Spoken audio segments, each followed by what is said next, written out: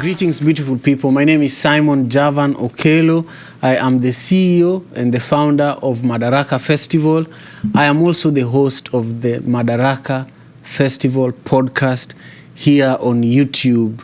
We are recording live and direct from the Seattle Drum School of Music, and I'm so excited to bring to you today's guest, my brother DJ Quins, who has been killing it here in the diaspora. You know, when I knew Quins, he did not have a brand similar to the one that he has now. You know, I've seen him travel all over the States, and I see him, you know, all over the place doing events. Yes. How are you doing? I'm doing very, very great. Yeah. Yes. Thank you for having me. Of course. It's a pleasure. Of course. Did I miss anything in this intro? No, I feel like that was very impressive. Yeah. Yeah, I'm very proud of you, man. You've done really well for yourself as a DJ. Thank you. And this being America, this is not our home country. Yes, you know? yes. And you're making it with our music, you know? Yeah. So that's something that is really important that you hear, you know? Mm-hmm. A lot of people here have to adjust so that they play rock and blues and hip-hop so that they can be marketable to the mainstream American community. That's true, But I think as a DJ, you found a pocket where, you know, you're not only playing for East Africans, but you're playing for West Africans too. Africans as well. And the diaspora in general. Yes. So congratulations. Thank you. I appreciate it. Yeah. So I feel like music, our kind of music has been accepted now. Yeah. It's been a long time coming. Yeah. And I feel like we've been accepted now. Yeah. And everybody is listening to, you know, Afrobeats, East African music, you know, Swahili music. Yeah. They want to learn the culture, where we are coming from, you know, all the African beats and everything. Yeah. So, yes. You know, it's true. At the same time, all human beings came from Africa. So even the people who are playing rock, rock, if you trace it, you'll find that it has African origins. Even techno, even house music, you know, all of it, blues, hip hop, you know. Yeah. And so everybody is just realizing that, all these African immigrants who came to America, they just brought home closer to us. Yes, you know? That's true. And so the music is undeniable. Like, of course, Burna Boy and you know, and the likes have made African music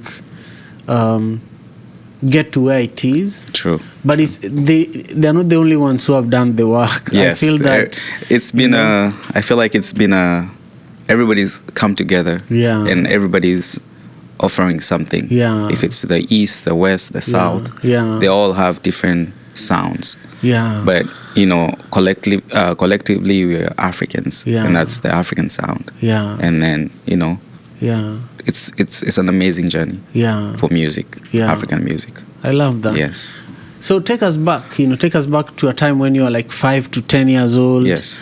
Reflect on some of the colors, the sounds, the smells that you grew up with, that when you think about these things, you believe that this is why DJ Quins, he is who he is today. These are some of the things that have influenced you to be who you are. Yes. Growing up, I grew up in a place called Dagoretti, specifically Kawangware. So my grandmother had houses. You know, my grandmother had so many things. And I remember when I was young, I used to hear some sounds coming from our neighbor. Well, I would say our neighbor, because that's where I grew. I grew up with my grandmother. Come later on in life to find out Daudi Kabaka was one of my grandmother's tenants. Oh, yes. Wow. So I used to listen to him play the guitar, play different, you know, seeing them practice. But at that time, I was still young. I could not understand what was going on. Yeah. But come to find out later, in, you know, when I'm, you know, a DJ now, I'm like, oh, wow, that was a historic moment at that time. They were creating something that at that time I would not have understood. But now it's like, wow, this is music that came from these people. I used to see them practice and see them, dance, give live performances in small clubs. But now that music is still popular, so it's something timeless. It's timeless. Yes, And then from now, that kind of music, that's where I developed the passion of music. Just you could listen and you start moving. It's something that makes you feel good. So, and I feel like that, I embraced music from then. And then the passion, I just try to do other different things, and I'm finding myself going back to music. So I don't play anything. I don't play any instruments. I've tried to learn to play different things, but I still feel like playing music brings people together. Yes. I agree. And you've shared with us the sound that influenced you. Maybe you need to share with us some of the smells and the colors too. Okay. Growing up as well, it's all growing about, food. All different Kikuyu. So mostly potatoes. So those are things that in all the majority of everything, you'll find potatoes. So those are like, homegrown foods. We eat natural foods. And my favorite is samaki. And that's everywhere. You go as a kid, you go to any river, hunting and those things. And then, but my grandmother had farms, had all those things. So I learned cultivating our own food, and harvesting everything from as a young child. Yes. I love that. I love that. I miss the life we lived in Africa, where you could just go to the farm. And let's say you're already cooking. You've already turned on the stove. You've put the oil, and then you realize you have no tomatoes. You just run to the farm, grab a few, come back, add it there. That was the life. That was the life. And then that generation, and if we make any comparison from that time and this generation right now, I feel like that was the best way possible living, because everything was very natural, very affordable. It's just planting, waiting, and then you have everything as but now it's so different. There's people look and shun away from going to the farms. But that was the best thing. It's not cool. Going to the farm is not cool. It's not cool. But it's coming back. It's coming back. And even here in America now, there is a trend where you find that a lot of kids from high school, they don't even want to go to college. They want to go to trade jobs where they want to become plumbers, they want to become electricians, they want to become farmers. I recently saw a very pretty girl. So pretty. Repairing a fridge. And she has all the tools and everything. And she's very serious. And then she fixed the whole thing and just walked away. And so for me, I'm seeing that becoming what we are talking about. And I definitely want to retire back in Kenya. That's true. With that life, that's that life. That's the best life, I feel like. Not everybody is going to be a doctor, a lawyer, pilot. So I feel like if you find your passion and you find things that you like to do, then why not? Just go ahead and do them. Do, be consistent in everything that you do. And I feel like everything is going to pay out.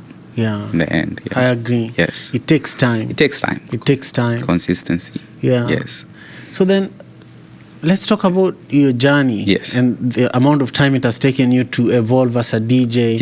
I feel like the foundation was definitely growing up around people like Daudi Kabaka, even without knowing that influences you, I remember growing up in Kisumu, in Manyata. Manyata was a ghetto in Kisumu, where all these riots begin from. It always starts from Manyata. Kondele Have you heard about Kondele? Yeah. Kondele, yes. Kondele is inside Manyata. Oh, okay. Yeah. Okay. So Manyata is a big place. It's almost like Kibera. Yes. And I don't know if Laini Saba is in Kibera, but somewhere in Kibera is Kondele. Yes, yeah. Anyway, you know, when you think about it, now a lot of young Kenyans here in the Seattle area look up to you. Yes. In fact, there are so many young Kenyans who are now DJs because of you. Because you of know? me. Yeah. Yes, that's true. But they've never heard about how you started. Yes. Why? And why you are continuing to go on with this. Because being a DJ is one of the hardest jobs. It is. Especially in the Kenyan community. Kenyans will tell you you're boring, yes, you know. Yes. like who is this? You know, Kenyans don't care. Yeah. But you've kept it. Yes. And you're doing great. Share with us why, when it started, and how it's going. Yes.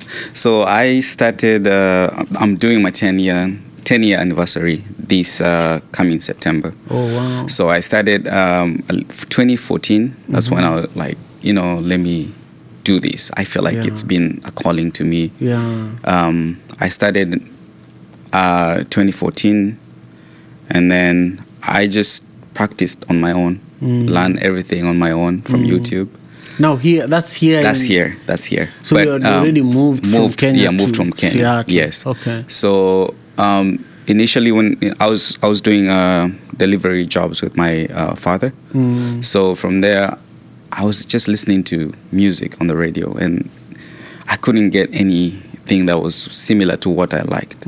So I started making CDs. From making CDs, I'm like, let me try to mash these songs together to feel like, you know, there's a flow in whatever I'm listening to.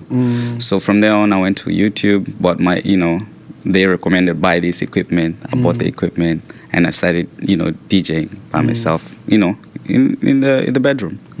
That's where I started, and then from there, the passion grew. You know, the passion grew, and then now when I became of age, I was given a platform from Jamaican DJ, and then they were just playing reggae music and dancehall music. So there was a lot of Africans going out at that time, and that's how I was able to capture my audience from there, because they listening to Kenyan music or East African music or West African music, and I was playing that. So with consistency, it's been a long time, but I'm very happy. There's so many challenges as a DJ, but I love and embrace all the challenges and all the, you know, the successes. Yeah.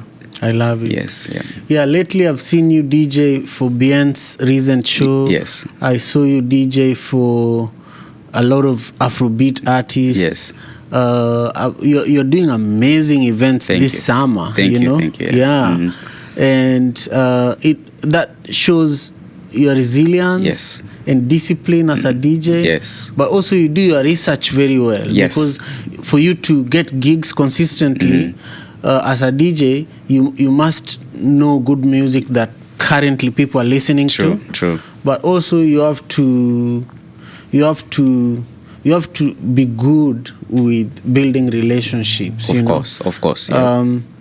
And also just to be an entertainer. You know, being a DJ is also being an artist. Yes, you know? It is. And many people just think that being a DJ, in fact, there's so many failed DJs. So many of them. And failed DJs think that it's just about mixing, you know? Yeah. But DJing is, by the time somebody is DJing, the 50% of the work, they already finished it, you know? Yes. Yeah, I feel like 25% is done before the show. 25% is done before the show at the venue. Yes. By just sitting and watching who is here. Yes. What could they be listening to? And what is the DJ playing now? Or what is the house playing? Yes. And then, even if you already had your own game plan, you have to adjust accordingly. You know? Yeah. So the thing I'm seeing right now, the DJs that are upcoming, they don't have the passion. They don't have a base of the love of the music. They just want to be, either you're going to be a DJ maybe for fame, maybe for other things that you want to associate DJing with, but you don't have the passion behind. You don't have the art of music, so you're just doing it for the 15-minute fame or something that TikTok trends or things like that. So, but as for me, I've been doing this for 10 years, so I've seen the ups and the lows of DJing, and now is when everybody is noticing me. But I compare. People are looking for the results. Yes. They don't know you are working for 10 years. I've been working for 10 years. You're the product of that work. Yes. Yeah. So I see myself as a seed. Yeah. So when you plant a seed, there has to be roots. Yeah. There has to, there's that journey where the seed grows. Yeah. But as of now, I could say I'm blooming. Yeah. That's how I could just compare myself to. Yeah. It's my blooming season. Yeah. Yes. I love it. Yes. I love it. Yeah. I love it, man. So, speak to us just a little bit about some of the, like when you think about your entire career, what would you say this was a highlight of my career? Like this moment changed everything for me, whether it was something that you experienced just yourself or something that was public that everybody saw. I think one of my biggest highlights, was this year, being, before Sauti Sol, I was still doing my Madaraka with you, but just being on stage and being able to show what I have and what, DJ Quins is all about. That was one of the biggest, being a headliner or seeing, headlining a certain event as being a BN's concert. That was, I think, my turning point as a DJ. And I feel like through that it has opened so many other doors. And through that, I have connected way better with other, majority of the fans that I didn't even have. So, yes, I could say that BN concert this year was one of those moments. Yeah. So then, what has been the biggest challenging moment? Like one moment, share with us where you felt like I'm not doing this again. This is it. There's moments where you feel like, am I doing the right thing? Yeah. Is this what I really want to do? There's those moments where you just sit down. It's not making sense. Or, the money is not right. The finances is not good. But at the same time, for me, I feel like the passion of music still, even if I try to quit, if I try to find another job, still, it doesn't make sense to me. Yeah. And then it's not easy to be a DJ. There's equipment that you need to buy. Yeah. There's all those things. And then a time like November, I think it's in November, my laptop just crashed. And everything that I had, gone. So, and I feel like that was like, maybe it's something. It's telling me something, like maybe go another route. But, through consistency and just like, let me just give it, if I had just on that day said, I'm done with DJing, then, for me, it would have been like doing something that I don't want to do. Yeah. I could have gone maybe to healthcare or something other, other jobs. Yeah. But still, that's not where my heart is. So, yes, I feel with just my laptop, that was one of the lowest moments. My laptop just crashing and losing everything. Yes. I can imagine. Yes. I can imagine, because that's everything for you as a DJ. Yes, that's everything. Yeah. Man.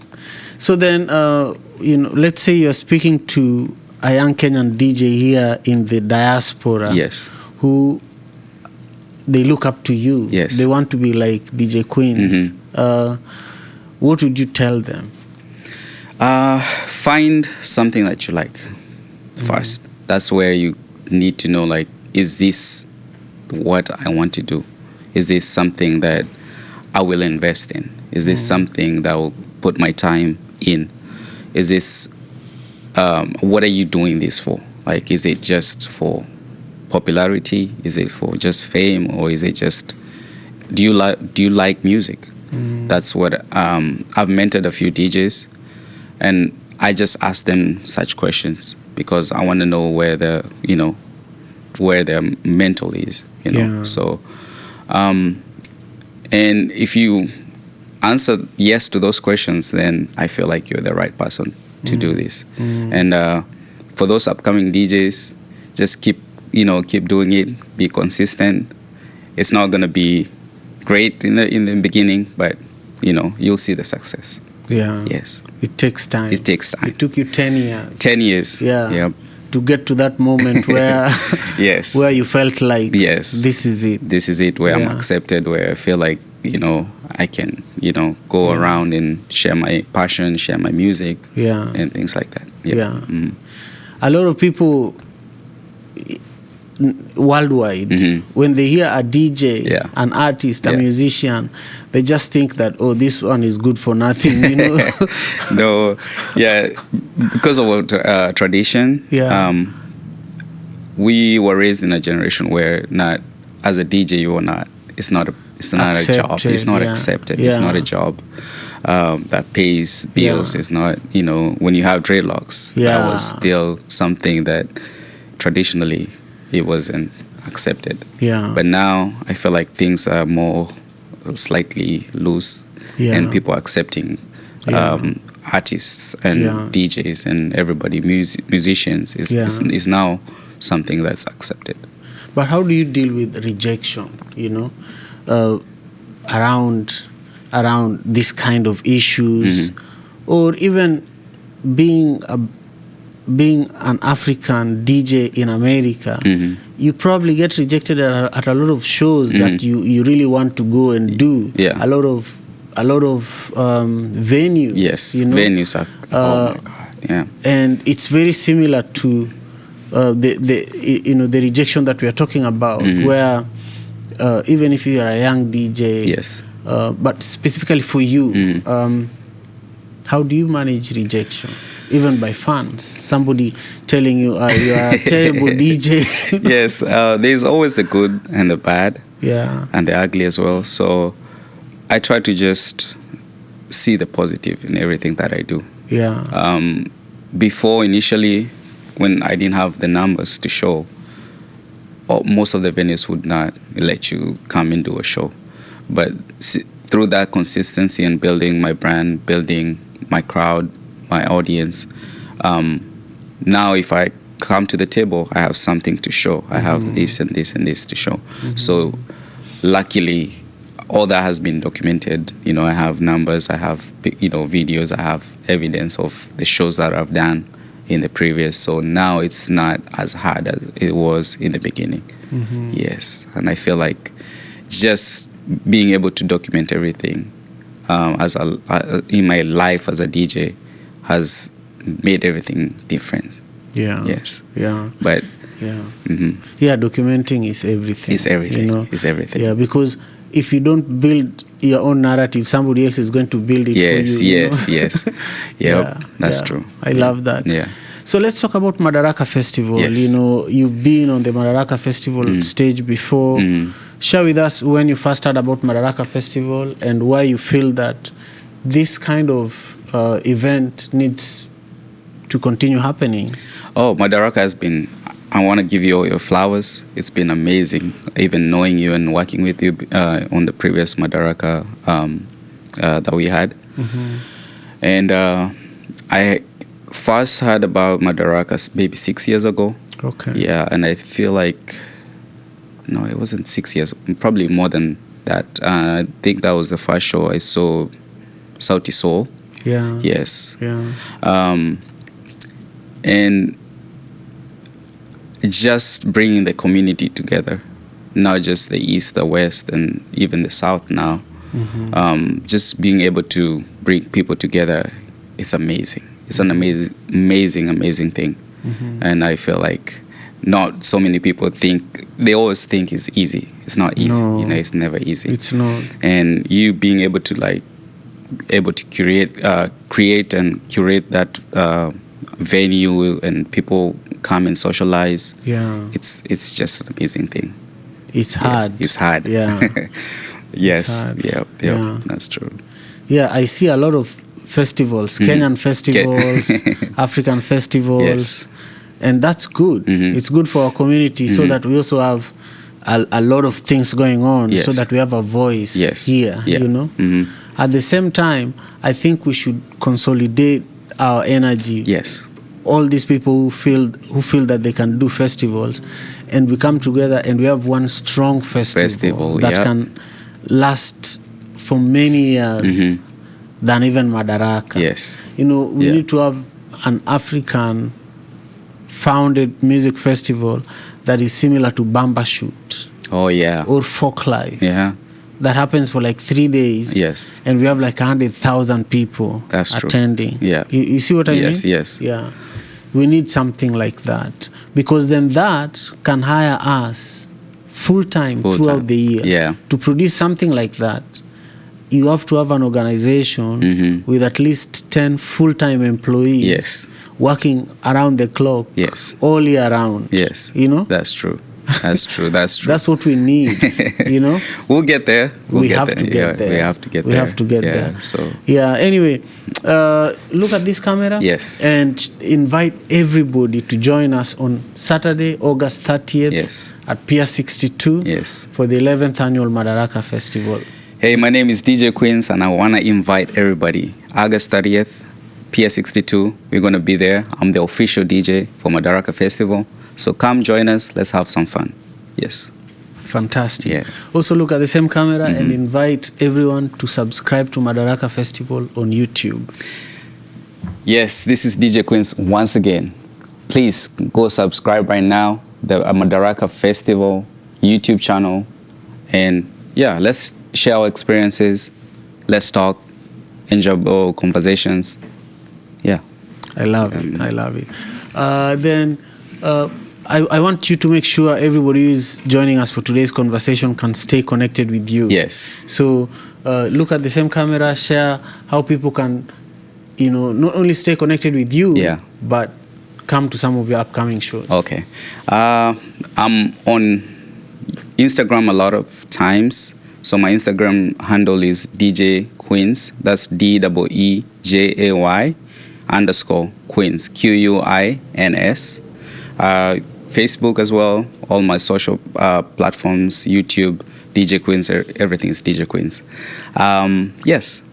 Excellent. And then that's how you can find me. Let's connect. Let's have good times. Excellent. Yes. Excellent. Thank you to everybody that joined us for today's conversations, especially this one here with DJ Quins. I've been here for a while now recording this podcast episodes. I do this every Monday, 11 to 1 p.m. Pacific Standard Time. I spent here at the Seattle Drum School of Music. And I just want to remind you, all our viewers, that currently we are seeing a big increase in views and comments and likes. But we are not seeing you guys subscribing. It means that even though you guys are watching our videos and supporting that way and engaging with the content, you are not subscribing. So I want you to take a minute and subscribe so that you can support the work we are doing with Madaraka Festival and here on YouTube with Madaraka Festival Podcast. Thank you again for taking your time and continuing to support the amazing work that we do. Peace and love.